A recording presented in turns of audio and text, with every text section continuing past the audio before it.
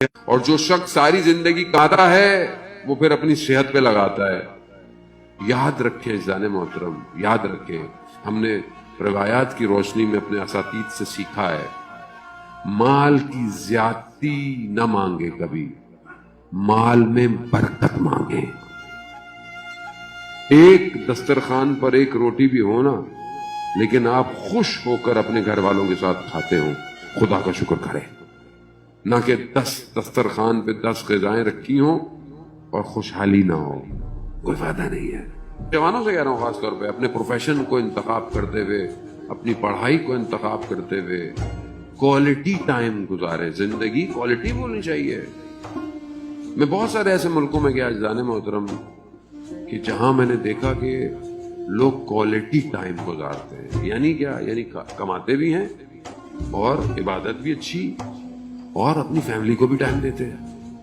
لیکن پھر بھی اگر آپ خدا سے مانگیں، جیسے امام سجاد علیہ السلام مانگ اللہم صلی علی محمد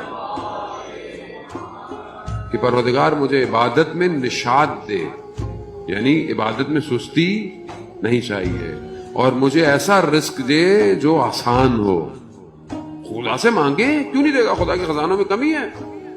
ایک آدمی اتنی سٹرگل کرتا ہے آخر میں کیا ہے؟ اصل میں ہمارے ہاں یہ بھی بہت بڑا علم ہے. ہمیں یہ پتہ نہیں ہوتا کہ ہم بعض اوقات کہتے ہیں کہ ہمارے ہاں بہت ساری چیزیں مشکلات میں، بندش ہو گئی، جادو ہو گیا، یہ ہو گیا، یہ بہت زیادہ ہے ہمارے ہاں. اصل میں کوئی بندش نہیں ہوتی، ہم خود بندش ہیں اصل میں. اب ایک آدمی فجر میں ہی نہیں اٹھے اور پھر وہ بولے میرے رزق میں اضافہ ہو. کیسے رزق تو ہے ہی فجر کے اندر. بین طلوعین یعنی سورج نکلنا، یعنی صادق جب روشنی پھوٹتی ہے اور سورج نکلنے تک جو ٹائم ہے اس کو کیا کہتے ہیں؟ بین طلوعین کہتے ہیں.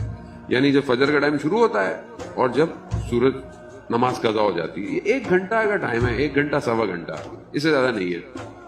اس ٹائم پہ جو شخص جاگ رہا ہو، اگر آپ کچھ نہیں بھی کر رہے تو بھی آپ کے اوپر کرم ہوگا. ہم لوگ سو رہے ہوتے ہیں، ہم سو رہے ہیں. جس کو تنگی ہو رزق کی، مولا متقیان فرماتے ہیں اس وقت میں وہ مسجد میں بیٹھے جا کے مسجد بیٹھے. اسی لیے فجر کی تعقیبات سب سے زیادہ ہیں، تسبیحاں، دعائیں. کیوں ہیں؟ تاکہ جاگتے رہو. کیوں؟